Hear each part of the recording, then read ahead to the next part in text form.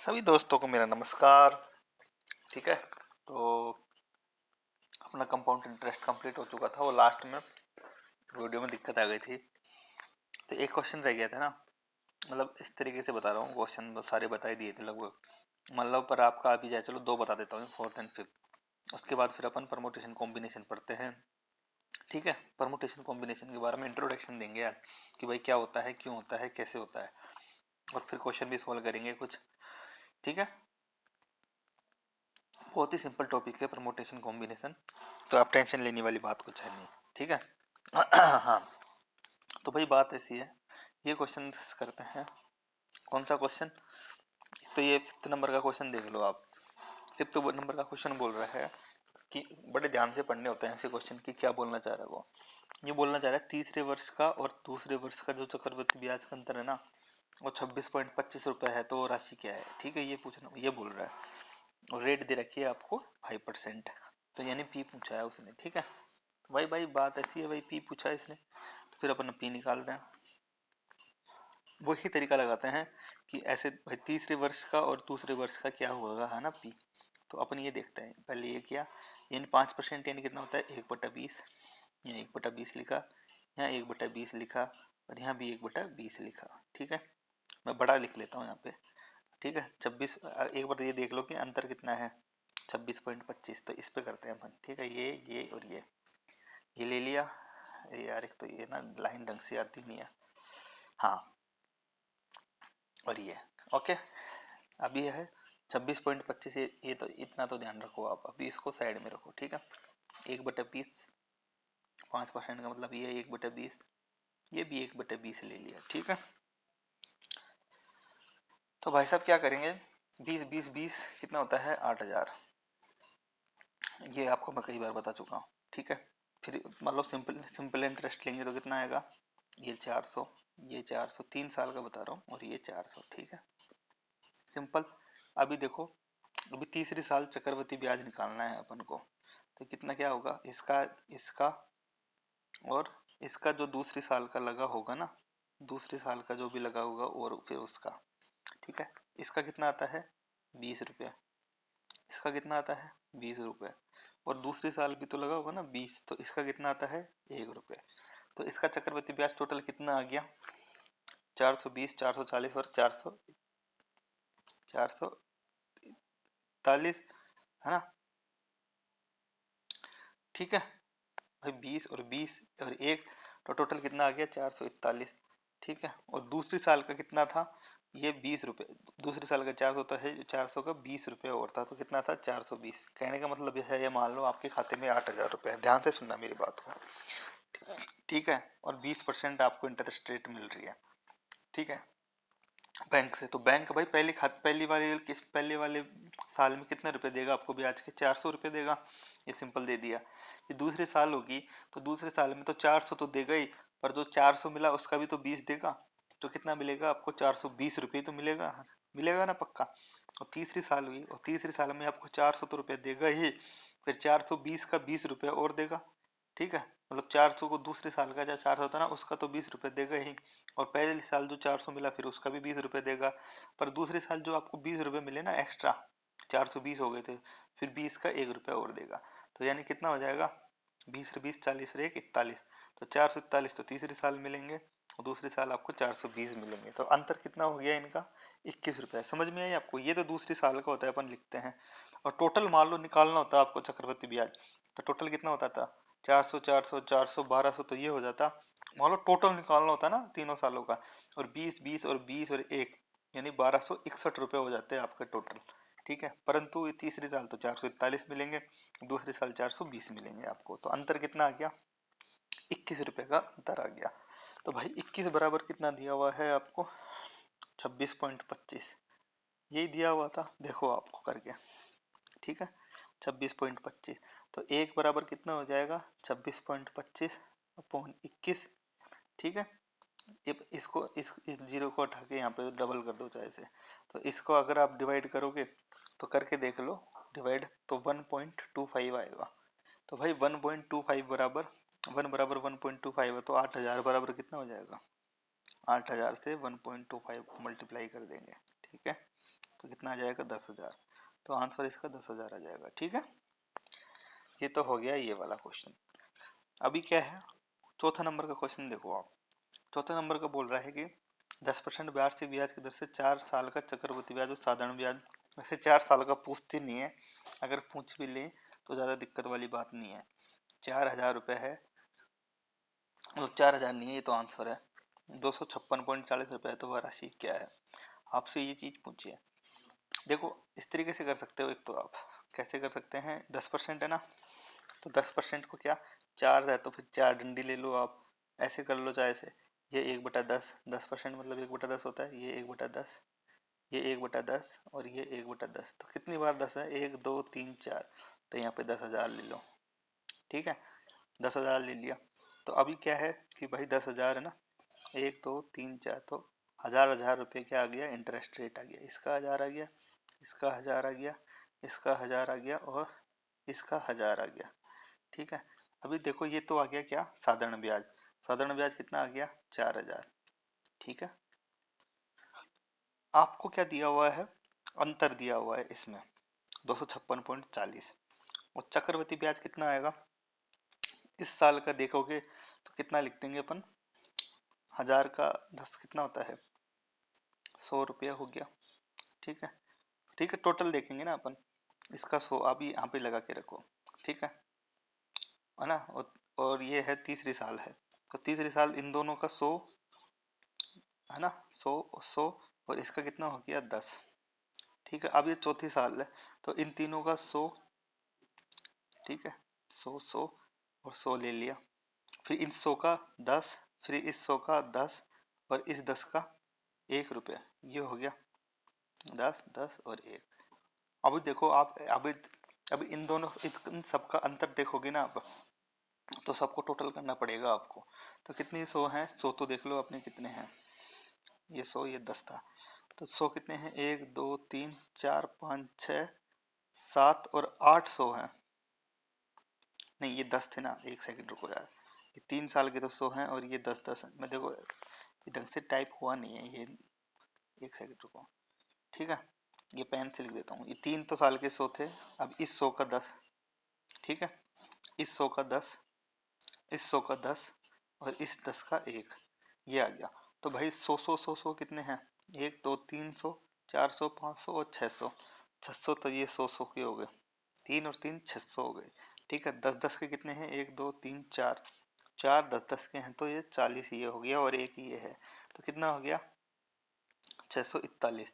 तो सी आई और S I का डिफरेंस कितना है, 641, और ऐसे डिफरेंस कितना दिया हुआ है आपको, 256.40। तो भाई 641 इक्वल टू 256.40 है। ठीक है, तो 1 बराबर कितना हो गया, 256.40 को 641 से डिवाइड करेंगे अपन, ऐसे कर सकते हैं अपन। देखो ये है ना जो लेंथी है, वैसे आर एस में पूछेगी भी नहीं, मान लो बाई चांस आ जाता है, तो मैंने एग्जांपल के तौर पे बता दिया। ठीक है, ओके, ठीक है, तो ठीक है, तो कितना आ गया, 1 बराबर 0.4 हो गया। अब 0.4 को 10,000 से मल्टीप्लाई करना है, 0.4 इंटू 10,000 कर दो, सिंपल है। तो कितना आ जाएगा आपका, ये एक पॉइंट से एक जीरो से एक जीरो हटा दो तो 4,000 आंसर आ जाएगा। हो गया सवाल। तो ऐसे क्वेश्चन सोल्व कर सकते हैं। वैसे 4 साल का पूछते नहीं है, पर अगर मान लो डिफरेंस भी आ जाए तो अपन को ऐसे निकालना होता है। आपको बात समझ में आई, कोई दिक्कत नहीं है। अब आगे बढ़ते हैं। ठीक है, ये तो हो गया सिंपल, ऐसा ही वैसे ही है। कोई भी डाउट हो तो वो पूछ लेना, बाकी कोई दिक्कत नहीं है। अब करते हैं परमोटेशन एंड कॉम्बिनेशन। ठीक है, परमोटेशन एंड कॉम्बिनेशन। पहले आपको मैं फैक्टोरियल का वो बता देता हूँ कि क्या होता है फैक्टोरियल। ठीक है, फैक्टोरियल होता है, पहले तो आपको फैक्टोरियल जानना पड़ेगा। इसके लिए, इस चीज़ को समझने के लिए फैक्टोरियल क्या होता है भाई साहब, फैक्टोरियल होता है जैसे कोई भी नंबर होता है ना, 6 फैक्टोरियल है तो 6 को क्या करेंगे अपन, 6 फैक्टोरियल बराबर 6 इंटू 1 तक ले जाओ, 5 इंटू 4 इंटू 3 इंटू 2 इंटू 1। लोग बाग तो जानते भी होंगे फैक्टोरियल क्या चीज़ होती है। तो सबको मल्टीप्लाई करो तो कितना आ गया 120। करके देख लो, 6 पंजे 30 चौका कितना होता है यार, 6 फैक्टोरियल 120 नहीं 720 होता है। 5 फैक्टोरियल होता है 120, 5 चौके 20 दिन, 4 दूनी 120, ये 720 होता है। ठीक है, 6 फैक्टोरियल 720 होता है। बात ये है, अगर मान लो आपसे मैं बोलूँ कि भाई 6 फैक्टोरियल अपॉन 2 फैक्टोरियल बताओ, तो क्या करेंगे अपन? 6 इंटू 5 इंटू 4 इंटू 3 इंटू 2 कर देंगे।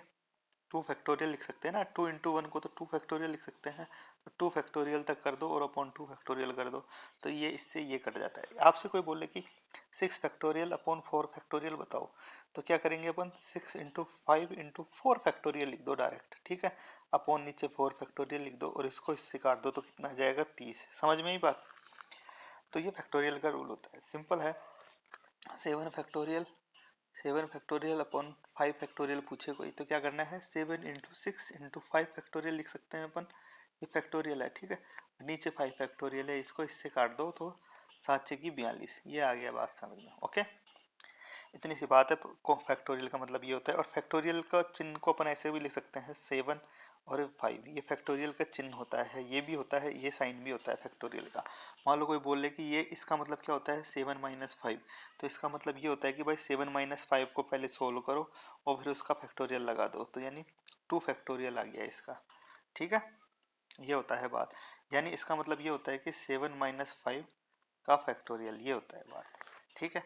ऐसे कोई बोल देगा ना m माइनस एन, उसका मतलब भी यही होता है कि भाई m माइनस एन कर दो, है ना, और इसका फैक्टोरियल ये लगा दो, इसका मतलब ये होता है, ठीक है। बात सिंपल सी ये है, फैक्टोरियल का चिन्ह ये भी होता है और ये भी होता है, आप कोई भी यूज करो, ये भी करो या ये करो, कोई दिक्कत है नहीं। फैक्टोरियल, अभी एक चीज और बताता हूँ, 1 का फैक्टोरियल होता है ना, यानी 1 का फैक्टोरियल भी 1 होता है, और जो जीरो होता है ना, जीरो का फैक्टोरियल भी 1 होता है, यानी 1 फैक्टोरियल इक्वल टू 1 और 0 फैक्टोरियल भी इक्वल टू 1 ही होता है। ऐसे नहीं है कि 0 का फैक्टोरियल 0 हो जाए, नहीं, 0 का फैक्टोरियल भी 1 1 होता है। इसके पीछे क्या लॉजिक है वो मैथमेटिक्स की प्रोसेस चलती है, वो अभी बताता नहीं हूँ मैं, अभी बताऊंगा तो बहुत ज़्यादा टाइम लग जाएगा। सिंपल बात समझो कि भाई 0 का फैक्टोरियल भी 1 होता है। बात समझ में आई? चलो ठीक है, अब देखो, अब मैं फॉर्मूले बता देता हूँ, परमोटेशन का फॉर्मूला। परमोटेशन कैसे लिखा जाता है? अगर मान लो आपसे बोल दे कि भाई परमोटेशन का फॉर्मूला कैसे होता है, तो मान लो ये n है ना, ये ऊपर n लिखा जाता है, ये p बड़ा सा लिखा जाता है और ये r लिखा जाता है, तो इसका फॉर्मूला होता है n factorial upon n minus r का फैक्टोरियल। बात समझ में? इतना सी बात है बस, और कुछ नहीं है। एन पी आर को अपन ऐसे लिख सकते हैं, ठीक है, ये चीज समझो आप। ये बात है, एक तो ये फॉर्मूला आपको मैंने बता दिया। एक होता है कॉम्बिनेशन, एबीपी में बताऊंगा कि होता क्या है ये, परमोटेशन क्या होता है, कॉम्बिनेशन क्या होता है, और परमोटेशन से रिलेटेड कुछ प्रॉब्लम सोल्व करेंगे, ठीक है। परमोटेशन को कैसे लिखेंगे? एन सी आर, ये लिख दिया। एन सी आर क्या होता है? N factorial upon N R factorial, और ये एन माइनस आर फैक्टोरियल, ठीक है। तो कहने का मतलब ये है कि जो ये आर फैक्टोरियल एक्स्ट्रा लग जाता है तो वो एन सी आर हो जाता है, ऊपर वाले में नहीं लग रहा ना, इसमें ये होता है, बस इतना सा डिफरेंस होता है। आप कॉपी में लिख लेना इसे, बाकी कुछ है नहीं, बनी दो चीज़ बड़ी इंपॉर्टेंट बता दी। अब मैं बताता हूँ परमोटेशन और कॉम्बिनेशन होता क्या है। देखो, परमोटेशन का मतलब होता है, हिंदी में बोलते हैं इसे क्रमचय। क्या बोलते हैं इसको? क्रमचय, ठीक है।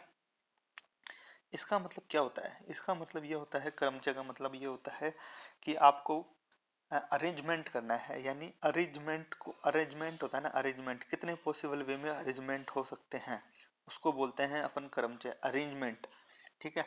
जैसे मान लो आपसे क्या बोलूं मैं, अरेंजमेंट को कैसे लेंगे कि मान लो ए से बी जाने के आपके 5 रास्ते हैं, ठीक है, ए से बी जाने के 5 रास्ते हैं, और बी से सी जाने के आपके 4 रास्ते हैं, 4 रास्ते हैं, तो कितने तरीके से अपन ए से सी पहुंच सकते हैं? तो भाई कितने तरीके से पहुंच सकते हैं ए से सी? अब वो जो अरेंजमेंट होगा ना, कितने तरीका हुआ अरेंजमेंट, वो प्रमोटेशन है, ठीक है। अब ये कैसे कर सकते हैं अपन? देखो, ये ए समझ लो, आपको ये बी समझ लो, अभी 5 रास्ता है, A1 है, A2 है, A3 है, A4 है और A5 है। अब इससे जाने के, सी जाने के, B1 है, फिर B2 है, फिर सी B3 है, और फिर B4 है। ये तरीका है भाई, 5 तरीके से ऐसे और 4 तरीके से ऐसे, तो कॉन्जुगेटिव हो रहा है ना, ये 5 इंटू 4 कितना हो जाएगा? 20 तरीके से अपन जा सकते हैं, आप करके देख लेना। वैसे मैं कल एग्जाम्पल से और समझाऊंगा तो आपको समझ में आ जाएगा, ठीक है। देखो, जैसे कैसे एग्जाम्पल मैं समझाता हूँ कैसे, ठीक है। तो अरेंजमेंट अभी देखो, जैसे आपको मैं समझाता हूँ, एक एनसीईआरटी का ही क्वेश्चन मतलब दिया हुआ है, एनसीईआरटी में कैसे किया हुआ है मैं बताता हूँ कि इसका मतलब कैसे समझाया हुआ है, आपको समझाता हूँ, देखो रुको। ठीक है, मान लो कोई किसी इंसान है, किसी इंसान के पास 3 तो पैंट है, 3 कितनी है पैंट है, ठीक है, और 2 शर्ट है, ठीक है। वो इनको कितने तरीके से कैरी कर सकता है, मतलब कितने तरीके से वो पहन सकता है, ठीक है। तो मान लो ये इंसान है ये, अब ये 3 पैंट हैं, अब इसको समझो 3 पैंट P1 है, पैंट पहली पैंट P1 है, दूसरी पैंट आपकी P2 है, और तीसरी पैंट आपकी P3 है, ठीक है। आपको कंसेप्ट समझ में आ जाएगा ना, तो परमोटेशन अच्छे से समझ में आ जाएगा। पहले आपको मैं समझाता हूँ क्या है। अभी मान लो, अब ये 2 तरीके से कैरी कर सकता है ना, P1, और ये शर्ट, आपको शर्ट कौन सी ले ली उसने, S1 शर्ट ले ली। अब P1 शर्ट ले ली, पैंट ले ली P1, और शर्ट ले ली कौन सी दूसरी S2। अभी P2 पैंट के साथ जाओ आप, P2 पैंट ले ली और शर्ट ले ली S1, और फिर P2 पैंट ले ली और शर्ट ले ली S2। सारे कितने डिफरेंट वेज हो रहे हैं ना अपने। तो अभी देखो, अब तीसरे पैंट के साथ जाओ, P3 पैंट ले ली और शर्ट ले ली S1, और P3 पैंट ले ली, शर्ट ले ली S2। अभी कितने वे हो गए देखो आप, 1 2 3 4 5 6। तो यानी 6 तरीके से वो इनको कैरी कर सकता है, यानी 6 तरीके से अरेंजमेंट हो सकते हैं। तो सीधा सा है 3 इंटू 2 कर दो 6 आ जाएगा, ठीक है। ये तो हो गया परमोटेशन, समझ में आई बात। तो भाई पहले अपन परमोटेशन समझ लेते हैं, फिर उसके बाद अपन को कल आपको कॉम्बिनेशन में बता दूंगा, ठीक है। एक तो सिंपल लीनियर अरेंजमेंट हो जाता है, लीनियर अरेंजमेंट हो जाता है, कल आपको है ना वो परमोटेशन के साथ कॉम्बिनेशन हो जाता है, ठीक है। अरेंजमेंट हो जाते हैं। अब लीनियर अरेंजमेंट कैसे होते हैं, ये सिंपल लीनियर अरेंजमेंट हो जाते हैं, ठीक है। मतलब आपसे कोई बोले कि भाई आपको ऐसे अरेंजमेंट करना है कि 3 तो टिफिन है ना, और 2 बोतल हैं डिफरेंट कलर की, उनका अरेंजमेंट करना है, तो कैसे करेंगे, वो चीज़ें ये ऐसे होते हैं उसमें अरेंजमेंट, ठीक है। लीनियर अरेंजमेंट हो गया। एक होता है सर्कुलर अरेंजमेंट। सर्कुलर अरेंजमेंट है कि भाई 6 लड़के हैं, 6 लड़के हैं, उनको किस तरीके से अपन सर्कुलर ही, कितने तरीके से सर्कुलर ही बिठा सकते हैं। तो भाई सर्कुलर अरेंजमेंट में एक को फिक्स करना होता है, ठीक है। 6 लड़के हैं ना, तो फिर उसका 6 फैक्टोरियल नहीं होता, यानी 6 फैक्टोरियल है। अब मान लो 6 लड़के हैं, आपको एक तो इस तरीके से बिठाना है कि भाई मान लो A B C D E और F। तो भाई इनको कितने तरीके से अपन बिठा सकते हैं, तो 6 डिफरेंट टाइप के लड़के हैं, तो 6 इंटू 5 को इसमें, एक सेकेंड रुक जाओ, ठीक है। तो भाई पहले सीट पे तो अपन 6 लड़कों को बिठा सकते हैं, दूसरे पे 5 को, तीसरे पे 4 को, तीसरे पे 3 को, दूसरे पे 2 को, पहले पे 1 को। तो कितना हो गया, 6 फैक्टोरियल हो गया ना, सिंपल 6 तरीके से अपन बिठा सकते हैं। अभी बात सर्कुलर की आ जाती है ना, तो 1 को फिक्स करना पड़ता है और 5 को उसके अराउंड बिठाने पड़ते हैं। तो इसमें क्या होता है, n-1 का फैक्टोरियल हो जाता है, यानी 6 बच्चे हैं तो 6 में से 1 गया तो 5 फैक्टोरियल हो जाता है सर्कुलर में। अब इसमें क्लॉकवाइज होता है और एक एंटी क्लॉकवाइज होता है, इस तरीके से काम होता है इसमें, ठीक है। मान लो सिंपल, अगर मान लो आइडेंटिकल चीज है ना, तो उसमें अपन को 2 से डिवाइड करना पड़ेगा। यानी एक मोतियों की माला है, ठीक है, मोतियों की माला को अगर अपन को अरेंजमेंट करना है ना, तो उसमें क्या, मान लो 6 मोती हैं, 6 मोती या फूल हैं, उनको आपको अरेंजमेंट करना है सर्कुलरली। तो क्या करना पड़ेगा, तो 6 में से 1 को फिक्स करना पड़ेगा और 5 फैक्टोरियल लेना पड़ेगा। पर क्लॉकवाइज और एंटी क्लॉकवाइज में फर्क नहीं पड़ता है उसमें, तो वो दोनों अरेंजमेंट को एक ही माना जाता है उसमें, तो उसमें 2 से डिवाइड करना पड़ता है, ठीक है। बात इतनी सी होती है बस, सिंपली ये चीज होती है, ये परमुटेशन होता है। अभी इसके ना जो अपन बहुत सारे क्वेश्चंस करेंगे, 4-5 क्वेश्चंस आपको बहुत सही समझ में आ जाएगा। और एक चीज ये होती है इसमें, मैं आज आपको इंट्रोडक्शन समझा रहा हूँ बस इसका। एक चीज ये होती है कि मान लो कोई भी लेटर होते हैं ना, उनको अरेंजमेंट करना होता है। अभी इसमें लाइक और अलाइक ऑब्जेक्ट होते हैं। अगर मान लो आपसे कोई बोल दे कि भाई दिल्ली है, ठीक है, DELHI, ठीक है। इससे अपन कितने वर्ड बना सकते हैं, तो पहले आप देखो कितने वर्ड हैं, 1 2 3 4 5, 5 है ना। तो 5 को फिल कर दो, 5 इंटू 4 इंटू 3 इंटू 2 इंटू 1। तो अपन क्या कर सकते हैं, इनसे कितने लेटर बन सकते हैं, 120 लेटर बन सकते हैं दिल्ली दिल्ली से, ठीक है। समझ में आई बात, बात इतनी सी है बस, सिंपल समझो आप, 120 लेटर इससे बन सकते हैं दिल्ली दिल्ली से। अब आपसे कोई बोल दे, क्या बोले कि भाई अभी देखो, हाँ, TOO T और H है, ठीक है। इससे आप कितने लेटर बना सकते हो, इससे कितने लेटर बन सकते हैं।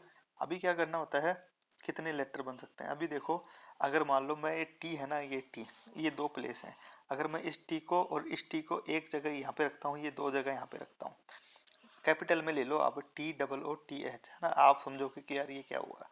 देखो आपको मैं समझाता हूँ क्या बोलना चाह रहा हूँ। मान लो अभी मैंने दिल्ली का तो बताया, टी ओ,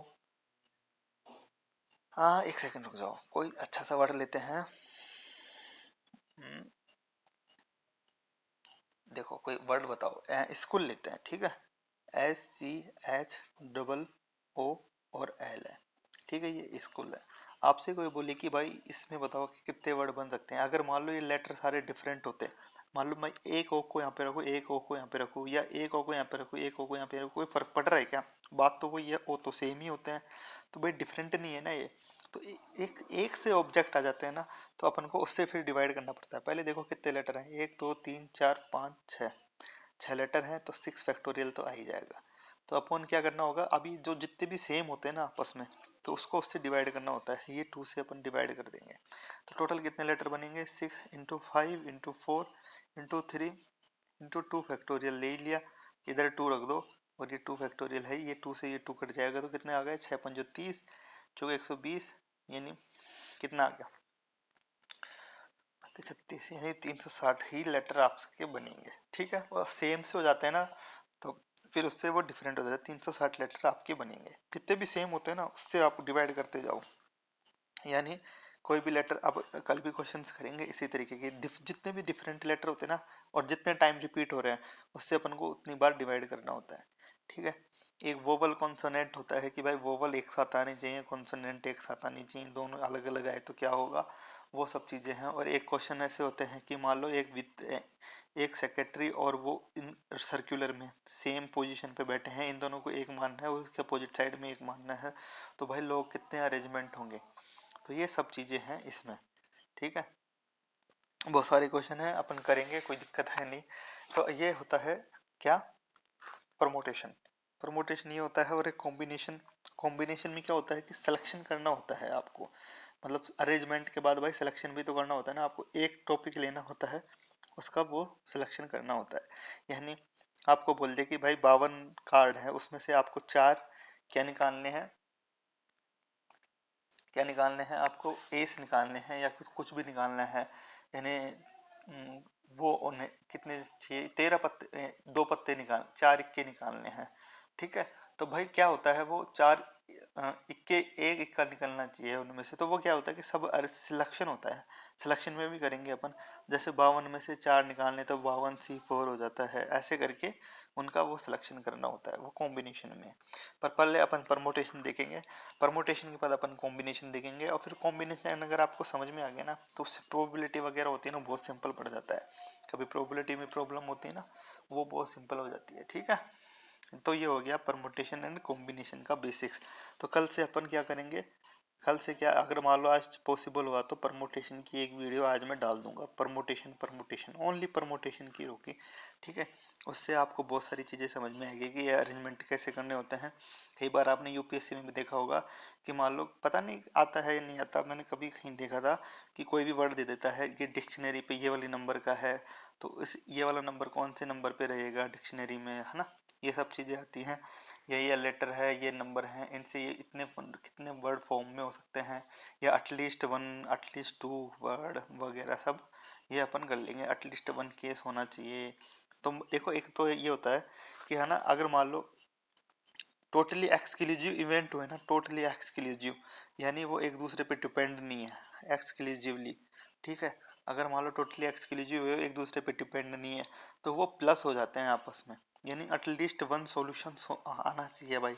कोई भी प्रॉब्लम है, एक कोई भी, जैसे मान लो आपसे कोई बोले कि 2 प्रॉब्लम है, एक ए प्रॉब्लम है, ए प्रॉब्लम 3 तरीके से सोल्व कर सकते हैं, ठीक है, और बी प्रॉब्लम आप 2 तरीके से सोल्व कर सकते हो, तो कितने वे में एटलीस्ट एक प्रॉब्लम सोल्व हो जाए, तो क्या करना होता है, ये 3 तरीके है ना, 3 तरीके से सोल्व कर सकते हैं, 1 2 3, पहले कौन सी करोगे, दूसरी कौन सी करोगे, तीसरी कौन सी करोगे, तो क्या करना पड़ेगा, 3 का फैक्टोरियल लेंगे, 3 दूना 6 होता है, 6 प्लस 2 का फैक्टोरियल यानी 8 तरीके से अपन प्रॉब्लम सोल्व कर सकते हैं।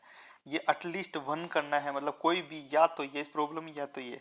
अगर मान लो बोले कि भाई दोनों को कितने तरीके से सोल्व करते हैं, साथ में सोल्व करना है भाई, टोटली एक्स के लिए जो नहीं है, साथ में सोल्व करना है, ठीक है, साथ में सोल्व, तो क्या करना पड़ेगा, 3 फैक्टोरियल इंटू करना होता है, मल्टीप्लाई मल्टीप्लाई 2 फैक्टोरियल, यानी एटलीस्ट नहीं हुआ और साथ में होना, तो कितना आ जाता है, ये अंतर देख लो आप कितना होता है, 3 into two into one into two into one, है ना, तो 3 दूना 6 दूना 12, 12 तरीके से अपन सोल्व कर सकते हैं। अभी अंतर आ गया ना एटलीस्ट 1 और इसमें, तो ये चीज़ें अपन समझेंगे उसमें, ठीक है। बस इतनी सी चीज़ है। परमोटेशन में क्या होता है, अरेंजमेंट होता है, अरेंजमेंट कैसे क्या करना होता है, ये मैंने आपको समझाया कि भाई पैंट और शर्ट के हिसाब से आपको समझ में आई होगी बातें, ठीक है। और बाकी जो कल क्वेश्चन से देखेंगे आपको समझ में आ जाएगा, यानी आज शाम को बना दूंगा एक वीडियो 30 मिनट की अराउंड, बहुत छोटा टॉपिक है परमोटेशन कॉम्बिनेशन, दिक्कत वाली बातें नहीं है, और पुराने क्वेश्चंस देख लेंगे कैसे आते हैं। मैं आपको जेई एडवांस यानी आईआईटी में भी आते होंगे ना क्वेश्चंस, वैसे भी क्वेश्चन बता दूंगा, देखो आप वो भी सोल्व कर दोगे मेरे बताने के बाद, तो आप सोचोगे कितना सही लेवल है, ठीक है। बाकी तो चलो ठीक है, तो ये क्वेश्चन बहुत सिंपल होते हैं, कोई दिक्कत नहीं है बाकी, है ना। परमोटेशन कॉम्बिनेशन बहुत ही सिंपल टॉपिक है, बाकी सॉल्व हो जाएंगे, चलो ठीक है। Thank you very much, have a nice day, bye.